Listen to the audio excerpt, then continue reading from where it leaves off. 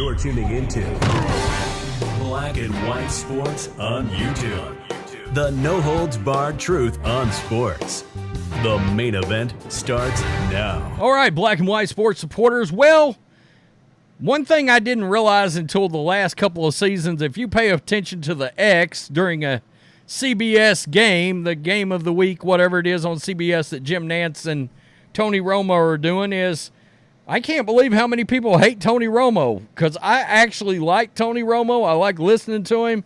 Now, I will say this. I thought he was better at what he did the first couple of seasons.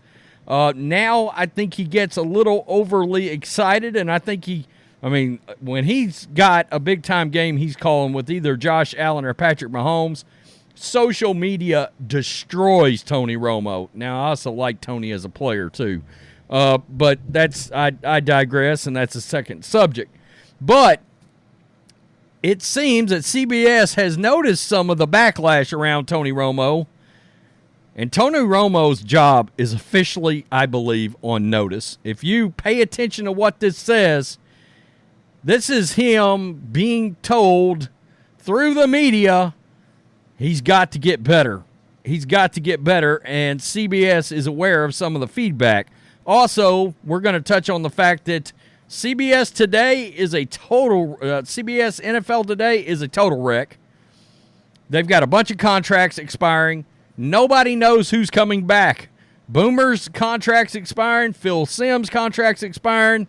Bill Cowher's contract's expiring. And a part of the problem is, for example, me, and I like Boomer Esiason a lot. I listen to Boomer and Gio, is I can't tell you the last time I watched NFL Today on CBS. It's been a long time. Mostly it's game day on NFL Network. So, I guess our Fox with Terry Bradshaw and Jimmy Johnson. But other than that, no, I haven't. Let's do Tony Romo first, guys. And the fact that, this is a big game. This is a big deal for Tony Romo. Now, I do think if something happened here, somebody else would grab Tony Romo at record speed. But I can tell you right now, Jason Kelce, for example, he's in talks with ESPN and Fox right now. CBS could jump in this.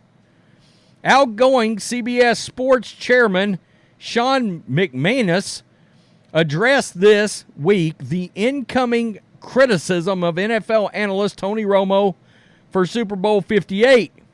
Whether warranted or not, it's real, and it raises the stakes for Romo. Quote, I do believe that because some of the criticism, most of which I think is undeserved, I think it's an important game for him no matter what. Wow. McManus told Chris Mad Dog Russo on Sirius XM Mad Dog Radio via Jimmy Traina of SI.com. They're still on SI.com. Quote, I think if people really listen to Tony, and he's not your meat and potatoes analyst, McManus says. He's more of a fan. He gets excited. We sometimes say to him, hey, calm down a little bit because you get a little too into the game, which I think is a plus. But I think generally speaking, people really enjoy listening to Nantz and Romo and Tracy Wolfson. I know Jim Nantz is a big Tony Romo fan. All right, and I love Jim Nantz. Now, it's funny, I don't associate Jim Nantz as much with football as I do the Masters, and I think the Masters is a top 3 sporting event every year, and I love listening to Jim Nantz call that Sunday on CBS. McManus believes the criticism is a result of groupthink X style. When social media starts to turn, it really turns. And it almost becomes self-fulfilling prophecies. The people who really like Tony tend to not tweet. That's right. I don't ever tweet about Tony, and I like listening to him. It's mostly the negative. You get 2 tweets, and then people pile on. In many respects, it's a product of the platform still. Romo's habits and vocal mannerisms are conducive to scrutiny. Sometimes, frankly, he doesn't even finish his sentences. Sometimes he contradicts himself. Sometimes it's hard to follow the point he's trying to make. How about some some John Gruden on some calls again. That would be great. This is where I think something could be very interesting. They're very aware that Tom Brady is replacing Greg Olsen, which is somebody everybody loves, and I just think he's okay. I actually don't get the slurping of him, but people tend to really like Greg Olsen, and they're aware. He made the comments. He's going to look into other opportunities. I don't have a problem with him. I don't think he's any different than he was when he started in 2017. Everyone loved him. It's a job that is conducive to strong opinions in both directions, and McManus is right. The people who like someone on TV rarely take the time to share that to the world. Still, at some point, the criticism can't be ignored by CBS, especially with someone like Greg Olsen now available, apparently to leave Fox if offered another network's number one spot. What if CBS decides to do with Romo what it did to Phil Simms when Romo was hired to replace Simms in the broadcast booth? I actually miss Phil Simms. Would CBS move Romo to the studio and give Greg Olsen the job? Wow. I mean, Romo is on notice, folks. No doubt about it. So we come over here. We at least know that James Brown will be returning, and there's James Brown, not the singer, but the NFL host, will be returning for at least the next 2 years. The Athletic's Andrew Marchand reporting that the show's host has signed a new 2-year contract. Meanwhile, analysts Bill Cowher, Boomer Esiason, and Phil Simms remain unsigned past Sunday. So after Sunday, they could be leaving the longest tenured pregame show that there is. While it's possible any combination, if not all, Cowher, Esiason, and Simms could re-sign, it's hard to view this as an offseason as likely of changing of the guard at CBS.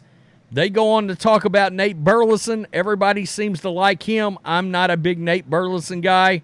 The one guy that they're really looking at is J.J. Watt to get him in there.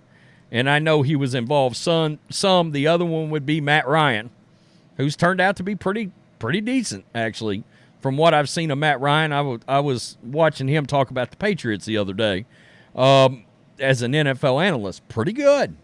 But if you don't like Romo, this may be great news, because evidently if Romo doesn't hit sort of a home run, and we know he gets super excited, and the memes, they're going to start flowing on X over Tony Romo calling a Patrick Mahomes game. I mean, that's the two quarterbacks where the Tony Romo hate and the Tony Romo fire really get to burning strong, because he gets very excited when those two quarterbacks are playing in a game. Well, I mean, they're a couple of the best quarterbacks in the league, and he's a quarterback. I mean, I kind of get it.